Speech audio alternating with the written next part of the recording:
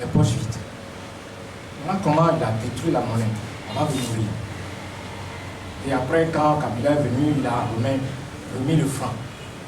C'est cet exemple-là que je donnais depuis 6 ans ou 7 ans et qui est arrivé au Ghana. Malheureusement, quand il est arrivé au Ghana, personne dans ce pays n'a dit que M. Koumou a prédit ce qui est arrivé au Ghana. Personne. Parce que tout le monde le déteste dans ce pays. Mais je vais continuer par dire la vérité. Il y a 6 ans, 7 ans, je disais, quand les gens parlaient de Togo avoir sa propre monnaie, je disais, mais si le président, son excellence, si le Togo a sa propre monnaie et que le président va voir le gouverneur et lui dit, je veux aller à un sommet, j'ai besoin de devises. Est-ce qu'il peut refuser? L'exemple, c'est la 5e République. Est-ce que quelqu'un peut refuser dans la 5e République, dans cette salle? Personne. Donc, le gouverneur ne peut pas le refuser. Même si les devises, le réserve de change qui était dans la banque centrale ne suffisait pas pour régler les engagements extérieurs ce mois-là, il ne peut pas le lui dire. Il ne peut pas le lui dire. Il va lui donner. Et les opérateurs économiques togolais qui vont devoir payer leurs engagements extérieurs auront des problèmes parce que nous n'avons pas de devises. Le président a pris les devises. C'est ce qui s'est passé au Ghana avec Nana Akufo-Addo. Il s'est mis ensemble avec le gouverneur de la Banque centrale du Ghana. Ils ont coupé le CIDI au-delà des règles prudentielles. Voilà ce qu'ils ont fait. Et la Banque centrale du Ghana a perdu 5 milliards de dollars. Quand on lui a demandé de rembourser, parce qu'il disait au gouverneur qu'il va rembourser. Et après, il n'a pas trouvé l'argent pour rembourser. Le Ghana traîne aujourd'hui 10 milliards de dollars de dette publique. Et le Ghana est dans une situation inconfortable. Et c'est pour ça que j'avais dit la dernière fois sur Twitter, tous ceux qui aspirent à gouverner le Togo devraient être dans cette salle aujourd'hui. Ils ne sont pas là. Ils ne sont pas là. Parce que le nouveau président, quand il s'est assis dans le fauteuil, la dernière fois, quand on lui a fait le compte, la phrase qu'il a émise dit, pour relever le Ghana, il faut une thérapie de choc. Parce que maintenant, il a compris. Quand il était opposant, il faisait du bruit, mais en réalité, il n'avait aucune information, il ne comprenait rien. Maintenant qu'il est assis dans le fauteuil, comme Tshisekedi, comme auparavant Alpha Condé, ils savent maintenant où se situe le pays. Bon, la thérapie de choc dont il parle, je le sais, mais je ne veux pas le dire. Bon, ça c'est la première phase. Donc, on va faire une pause. Si vous avez des questions, vous pouvez poser des questions. Je te passe à parole.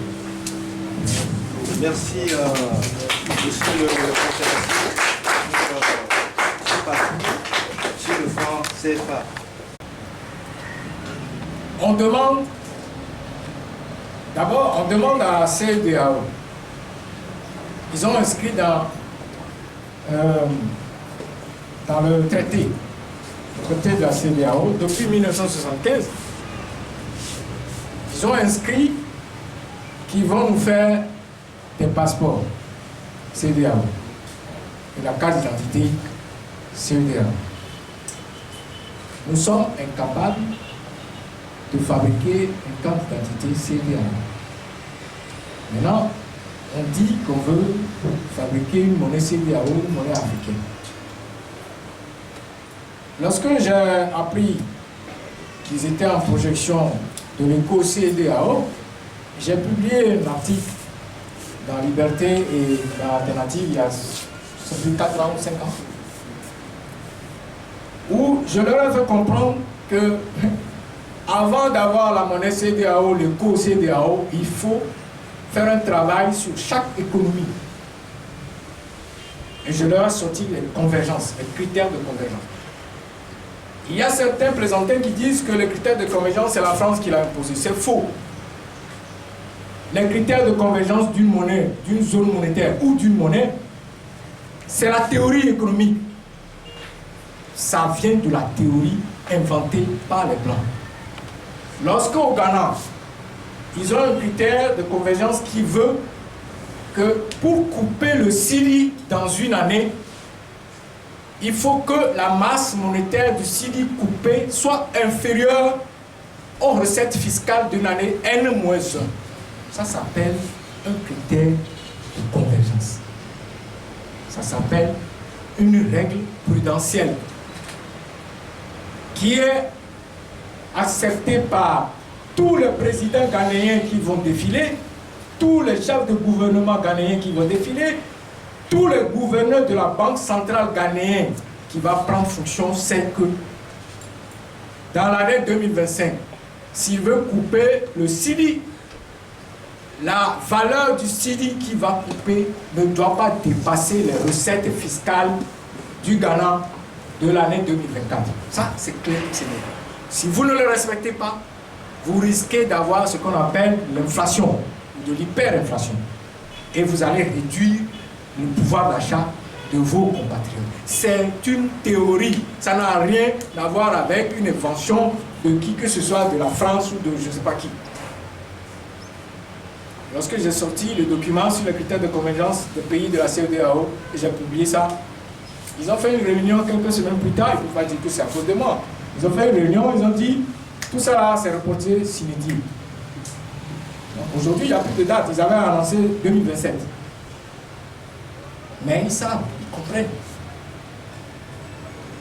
Si vous ne respectez pas les critères de convergence, je vais vous donner juste un exemple. Pourquoi dans la zone UEMOA, nous avons des pièces de 200 francs? Et pourquoi, par exemple, au Ghana, eux, ils vont fabriquer des pièces de 750 francs? Vous avez une pièce sur laquelle on a écrit 750. Tous ces passionnés qui sont sur les réseaux, qui parlent de monnaie, etc., etc. Je ne suis pas sûr qu'il y a quelqu'un d'entre eux qui peut me dire les raisons mathématiques qui fondent le fait que lorsque vous voulez créer des pièces de monnaie dans une zone, vous décidez de créer une pièce de 50 francs, une pièce de 25 francs, une pièce de 100 francs, et non une pièce de 75 francs. Pourquoi nous n'avons pas de pièce de 75 francs dans notre zone? Vous avez déjà vu une pièce de 75 francs? Non. Pourquoi? La raison, ce n'est pas un hasard. C'est fondé sur le rythme à la fois de transformation de l'économie et le rythme de fonctionnement. Donc, lorsque deux économies sont différentes, on peut créer une pièce de 75 francs dans une économie et dans l'autre, on ne peut que créer une pièce de 100 francs. Ce sont des calculs mathématiques qui permettent d'arriver à cet objectif-là.